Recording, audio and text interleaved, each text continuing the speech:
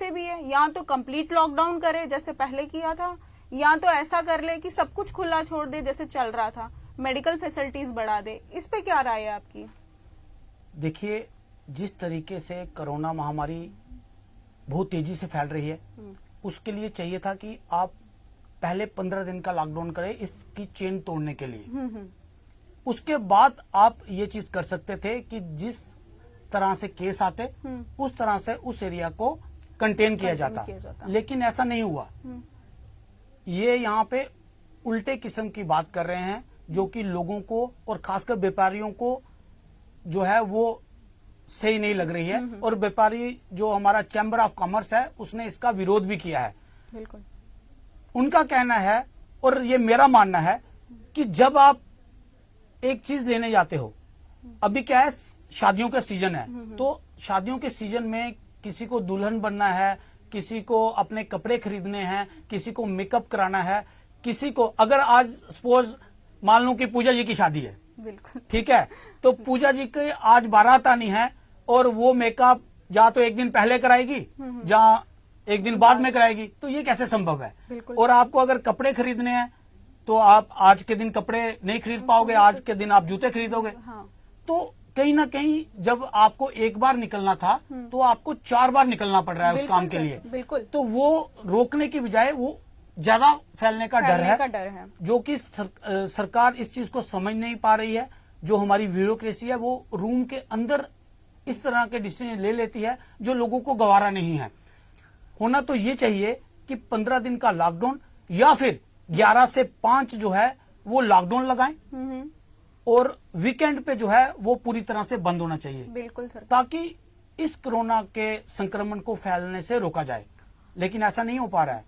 सरकार का ये जो डिसीजन है वो बहुत गलत है और मेरा ये सुझाव है कि 11 से 5 वीकेंड पे लॉकडाउन, ये तरतीब से चलेंगे तो आने वाले दिनों में आप देखेंगे कि संक्रमण और लोगों का बेवजह मरना जो है वो कम हो जाएगा।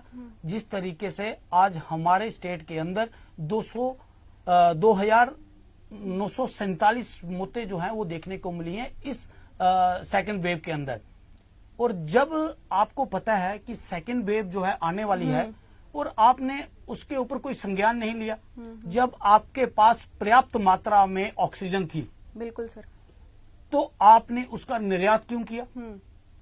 और आज आप ये कहते हैं कि आपने 200 प्लांट लगाने का ऑर्डर दे दिया। बिल्कुल। तो आप एलोकेशन पे ही इतना ये प्रोपोगंडा कर रहे हैं और एक दूसरे को बधाइयां देना चाह रहे हैं। शर्म आनी चाहिए ऐसे प्रधानमंत्री और ऐसे होम मिनिस्टर को कि सिर्फ एलोकेशन के ऊपर एक दूसरे को बधाई दे रहे हैं, ट्विटर कर रहे हैं कि हमने 200 प्लांट का जो है वो एलोकेशन करवा दी, वो भी प्राइम मिनिस्टर केयर फंड के तहत।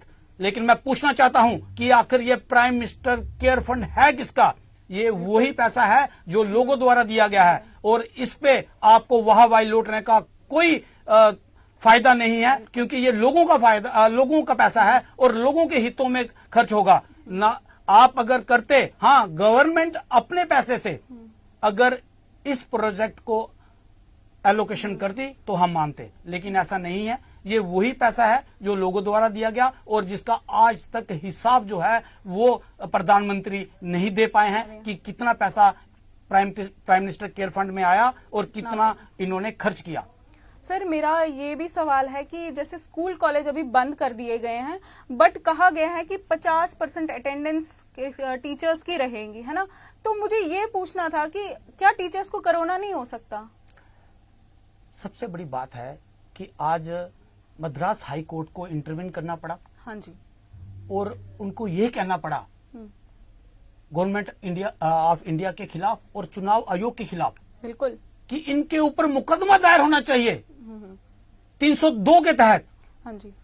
तो ये मुकदमा तो केंद्र सरकार पे भी बनता है, बिल्कुल, कि होम मिनिस्ट्री खुद जो है वो वहां पे पूरी कैबिनेट बिठा के 2 लाख लोगों की रैलियां और खुद प्रधानमंत्री बिना मास्क पहने हुए, कई चैनलों ने दिखाया कि बिना मास्क पहने हुए प्रधानमंत्री 2 लाख के भीड़ को संबोधित कर रहे हैं, जो कि बहुत ही खतरनाक है। मुझे तो लगता है कि प्रधानमंत्री तो कोरोना फैलाने के पक्ष में है, जिस तरीके से ये रैलियां की जा रही हैं।